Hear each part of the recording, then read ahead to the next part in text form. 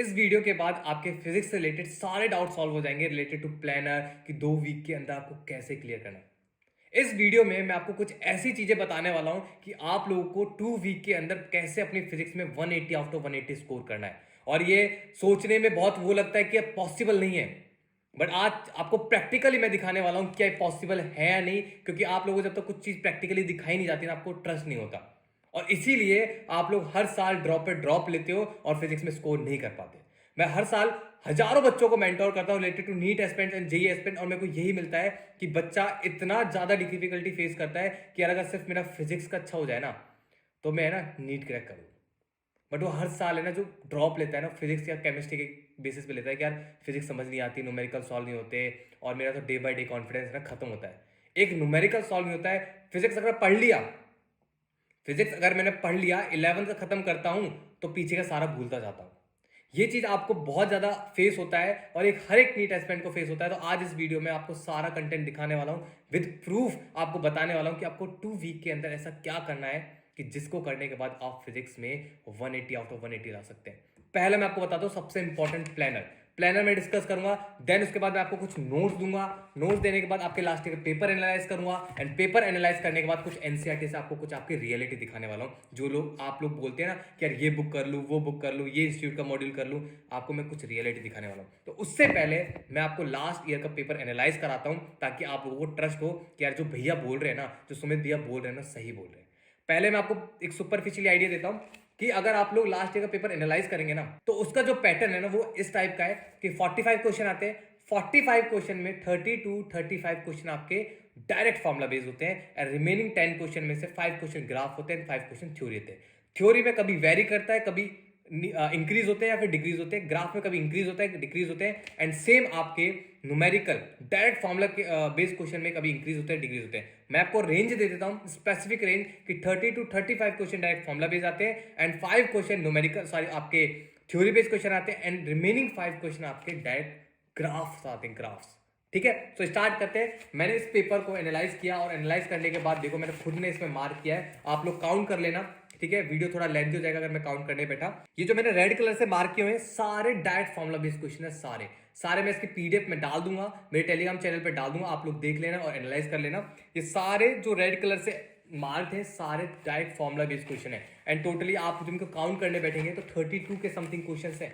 32 question directly NEET exam में formula based थे। Formula, और फॉर्मुला कहां से लिए गए थे? जो आपके एनसीईआरटी के जो एग्जांपल्स है ना, जो आपको विद सॉल्यूशन गिवन होते हैं, डायरेक्टली उनमें से डायरेक्ट फॉर्मुला उठाया है, उन्होंने क्वेश्चन फ्रेम किया है और एज इट इज आपको दे दिया है, और जो कि आप लोग सॉल्व नहीं करके आए थे।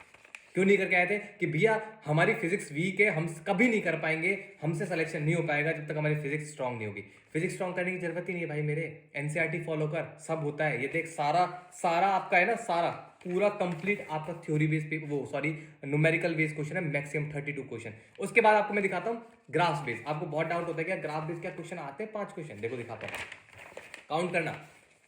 First, second, third and 4, 4 question आपके ग्राफ बेस्ड आए हैं। अब मैं आपको और काउंट करा देता हूं थ्योरी बेस्ड क्वेश्चन कितने हैं, ताकि आपको थोड़ा ट्रस्ट हो जाए कि भैया सच बोल रहे हैं नहीं बोल रहे। और ये भी बताऊंगा कि ये थ्योरी बेस्ड क्वेश्चन कहां से आते हैं, क्योंकि आप लोग बहुत ज्यादा डिफिकल्टीज फेस कर रहे हैं इस चीज से। ठीक है, जो ब्लू कलर से मैंने मार्क किया है उसमें देखो 1 2, ठीक है, 3 4 5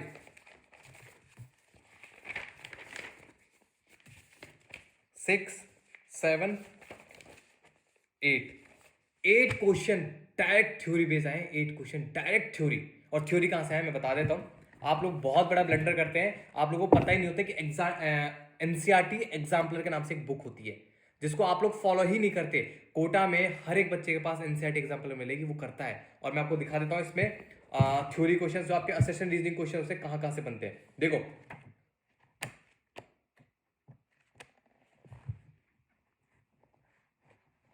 सारे आपके, अभी मेरे पास केमिस्ट्री के साइड में गलत उठा लाया तो मेरे पास केमिस्ट्री के, बट आपको मैं दिखा देता हूं पूरे ग्राफ बेस्ड क्वेश्चन सारे अच्छे से मेंशन है, एंड विद आपके असेशन रीजनिंग क्वेश्चन।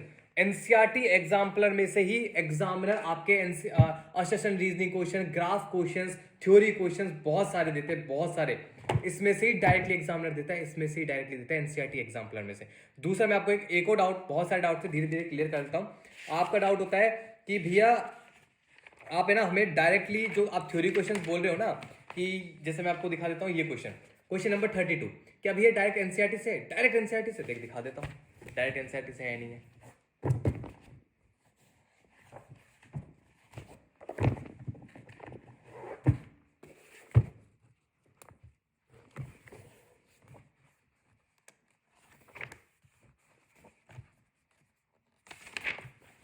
कि ये एनसीईआरटी से नहीं है, ये एनसीईआरटी से नहीं है ये क्वेश्चन। ये पूरा जो मैंने क्वेश्चन आपको दिखाया, क्वेश्चन नंबर 32 दिखाया था, पूरा इस टेबल से आया है। ब्लू कलर की जो टेबल में दिखा रहा हूं ना, इससे आया है। उसके बाद एक और डाउट आपका होता है,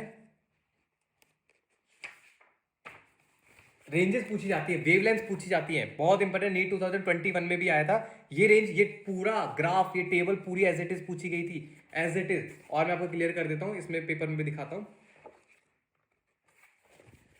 आप लोगों को लगता है ना कि यार नीट में ना कोई थ्योरी बेस्ड, कोई मतलब डायरेक्ट फॉर्मुला बेस्ड क्वेश्चन नहीं आता। मैं दिखा देता हूँ क्योंकि टाइम बहुत ज़्यादा लग जाएगा। एक एक क्वेश्चन दिखाया, मैं सुपरफिशियली आपको दिखा रहा हूँ, ठीक है। देखो, आप बोलते हो कैपेसिटर से कभी थ्योरी बेस्ड क्वेश्चन मतलब डायरेक्ट फॉर्मुला बेस्ड नहीं आते, सीरियस, ठीक है। एंड ये देखो इसका एग्जाम्पल देखो, क्या ये वो क्वेश्चन नहीं है? क्या एज इट इज क्वेश्चन नहीं है? ये एज इट इज क्वेश्चन है, एज इट इज। और मैं आपको दिखा देता हूँ सेकंड। उसके बाद आपको बहुत ज्यादा डाउट होता है सेमीकंडक्टर। भैया सेमीकंडक्टर तो चैप्टर हमें समझ ही नहीं आता, सारे क्वेश्चन गलत हो जाते हैं सेमीकंडक्टर में। क्या ये टेबल आपको देखो, यहाँ टेबल अच्छे से देखो, ये टेबल है, ठीक है। क्या ये टेबल आपको बनानी सिखाई नहीं जाती है? हाँ, ये अच्छे से नहीं सिखाई जाती। एनसीईआरटी में ये जो क्वेश्चन है ना, ये जो क्वेश्चन इसमें गिवन है, ये एज इट इज एनसीईआरटी से उठाया गया है, as it is, as it is. और आप लोगों से ये मतलब चीटिंग भी नहीं की जाती आपसे। पूरा पेपर फिजिक्स का एनसीईआरटी में भरा हुआ है भाई। पर करना क्या है आपको, सिर्फ लास्ट 20 साल के पेपर उठाओ, एनालाइज करो, और एनालाइज करने के बाद इंपॉर्टेंट कंटेंट का क्या करना है, एनसीईआरटी में मार्क कर लेना है। अब मैं भी जानता हूं कि आप में से बहुत सारे स्टूडेंट्स हैं जिनसे ये भी नहीं कर पाएंगे। उनके लिए मेरे पास सॉल्यूशन है। उनके लिए सॉल्यूशन ये है कि लास्ट 20 ईयर्स के बेसिस पे एनालाइज करके मैंने फिजिक्स के ऐसे शॉर्ट नोट्स बनाए हैं जिनमें आपके लास्ट 20 ईयर्स के पेपर्स के इंपॉर्टेंट टॉपिक्स सिर्फ इंक्लूडेड है। बेसिक्स मैथ पूरा ग्राफ टू ग्राफ मैंने इंक्लूड कर दिया है, देखो पूरा ग्राफ। देन उसके बाद आपका kinematics with graph with important formula सारा कुछ इंक्लूड कर दिया। टेलीग्राम पे सारा अवेलेबल है, देख लेना, वहां से ले लेना और कर लेना प्रैक्टिस।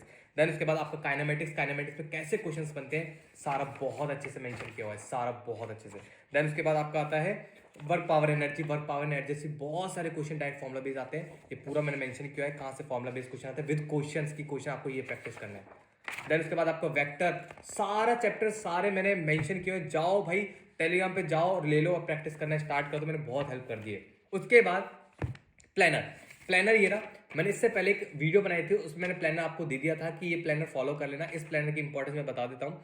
आपको अगर डाउट है कि किस चैप्टर के लिए मुझे डायरेक्ट फॉर्मुला लर्न करना है एनसीईआरटी से, तो मैंने मेंशन किया है कि ब्लैक कलर से कि इसमें आपको फॉर्मुला लर्न करना है, सेकंड इसमें एनसीईआरटी फॉलो करना है, एनसीईआरटी का कौन कौन सा क्वेश्चन करना है, एग्जाम्पलर करना है, या फिर आपको पूरी एनसीईआरटी रीड करनी है, मैंने पूरा मेंशन किया हुआ है। ब्लू कलर से पूरा एनसीईआरटी के बारे में मेंशन किया हुआ है, ब्लैक कलर से कंसेप्ट फॉर्मुला या थ्योरी रीड करना है वो सब कुछ मेंशन किया है, ग्रीन कलर से आपके पीवाईक्यूज मेंशन किए हैं, एंड आपके रेड कलर से डेज मेंशन किए हैं। तो जाओ टेलीग्राम से ले लो। उसके बाद अब मैं आपको डिफरेंस दिखाता हूं। आप लोग बोलते हैं ना कि भैया मैं कोचिंग के टेस्ट में मेरे 10 से 20 नंबर आ रहे हैं, तो मेरे फिजिक्स में 180 में से 180 कैसे आएगा, आप मुझे बता दो। ये रहा लास्ट ईयर का पेपर, लास्ट 2022 का 21 का है, ठीक है। लास्ट ईयर के पेपर से ये, और ये रहा एक इंस्टीट्यूट का पेपर। मैं प्लीज उसे ब्लेम नहीं करूंगा, किसी भी इंस्टीट्यूट को ब्लेम नहीं करूंगा, ये एक इंस्टीट्यूट का पेपर है, ठीक है। अगर आप लोग इसका लेवल देखें, इन पेपर्स का और इन पेपर्स का लेवल देखें, इंस्टीट्यूट के पेपर्स का लेवल देखें और नीट लेवल का पेपर देखें ना, तो दिन रात जमीन आसमान का फर्क है, जमीन आसमान का फर्क है। कैसे? अगर ये 100% लेके चलता हूं तो ये इसका 50% है। नीट एग्जाम सिर्फ 50%। अगर आप लोग इस पेपर में फिजिक्स में 100 में से 50 नंबर लाते हैं, तो आप लोग नीट के एग्जाम में 100 में से 100 लाओगे, 100 में से 100। ये होता है इनका लेवल। इसलिए ये इंस्टीट्यूट वाले अपना लेवल थोड़ा हाई लेके चलते हैं। बट होता क्या है कि मैक्सिमम स्टूडेंट्स ऐसे होते हैं कि जो उस प्रेशर को झेल नहीं पाते। उस प्रेशर के कारण क्या होता है, वो प्रिपरेशन छोड़ने लगते हैं, बहुत ज्यादा डिमोटिवेट होते हैं। तो उनको मैं सजेस्ट करूंगा, अगर आप लोग बहुत प्रैक्टिस करना चाहते हैं पेपर्स के लिए, तो मेरी टीम एंड मी टेलीग्राम पे खुद प्रैक्टिस कराते हैं, चैप्टर वाइज पेपर प्रैक्टिस कराते हैं, और वो भी लास्ट ईयर के पेपर्स के एनालिसिस पे बेसिस कराते हैं, ताकि आप लोगों का कॉन्फिडेंस खत्म ना हो। तो जाओ टेलीग्राम पे, वहां पे प्रैक्टिस करना स्टार्ट कर दो। और दूसरा, आपके लिए बहुत सारे प्रोग्राम्स मैं रन कर रहा हूँ जो कि बहुत सारे फ्री ऑफ कॉस्ट है, ऐसे में कोई चार्ज नहीं कर रहा। एंड लिटरली मैंने आपको पूरे एक एनालाइज दे दिया है, एनसीईआरटी, एग्जाम्पलर, आपका प्लानर आपका एनालाइज करवा दिया, पेपर्स को आपको बता दिया, कंपेयर करा दिया कौन सा टफ होता है कौन सा ईजी है, कैसे प्रिपेयर करनी है। अब मैं बता देता हूँ, देखो 2 वीक्स का टाइम आपके पास, ठीक है, 2 वीक्स का आपको टाइम है। उसमें क्या करना है, मैंने 3 पैटर्न्स बताए थे, theory base, graph base and आपके न्यूमेरिकल बेस, 3 बता दिए। आपको क्या करना है, लास्ट ईयर के पेपर्स को एनालाइज करो, ठीक है, मैक्सिमम लो 4 दिन 5 दिन लो, एनालाइज करो, और एनालाइज करने के बाद आपको ये मिलेगा कि इस क्वेश्चन से ये थ्योरी क्वेश्चन आता है, बट आपको एनालाइज करने की जरूरत नहीं है क्योंकि मैंने इस प्लानर में सब कुछ मेंशन कर दिया। अब आपको क्या करना है,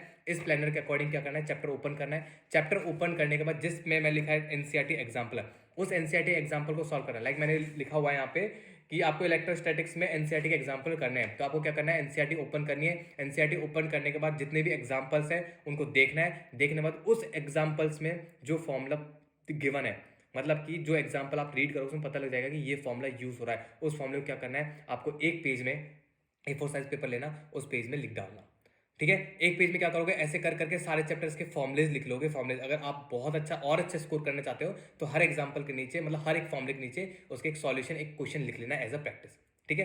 न्यूमेरिकल हो गया, numerical direct formula based question हो गया। अब आते हैं graph based. Graph based question क्या करना है, पूरी एनसीईआरटी दोनों 11th-12th का उठाना है और क्या करना है, हर एक चैप्टर को आपको उठाना है। मैंने इसमें थ्योरी और ग्राफ बेस्ड पूरा मेंशन किया है, इसमें देख लेना।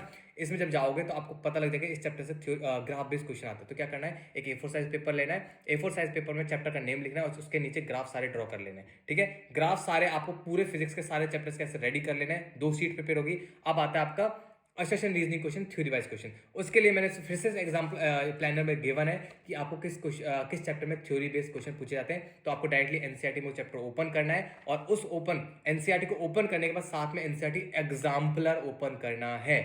एनसीईआरटी एग्जाम्पलर में जितने भी क्वेश्चन है ना वो सारे प्रैक्टिस कर डालो, सारे क्वेश्चन प्रैक्टिस कर लो।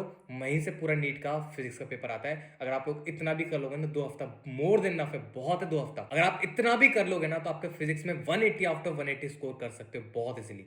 जो बच्चे 2 साल में निखार पाते ना, आप लोग 2 वीक के अंदर कर सकते हो। बट इसके लिए थोड़ा मेंटली बहुत स्ट्रांग होना पड़ेगा। अप डाउन्स आएंगे, आपको उनको फेस करना पड़ेगा, ठीक है। और अगर लाइफ में अप डाउन्स नहीं है तो आप लोग ये सोच लेगा मैं सही रास्ते पर नहीं चल रहा हूँ। अगर आपकी लाइफ में अप डाउन्स आ रहे हैं, स्ट्रगल कर रहे हो, तो आप समझ जाना कि मैं अपने गोल के बहुत करीब हूं, मैं अचीव करने वाला हूं, तो और स्ट्रगल करूं, right. So all the best, अच्छे से प्रिपरेशन करें।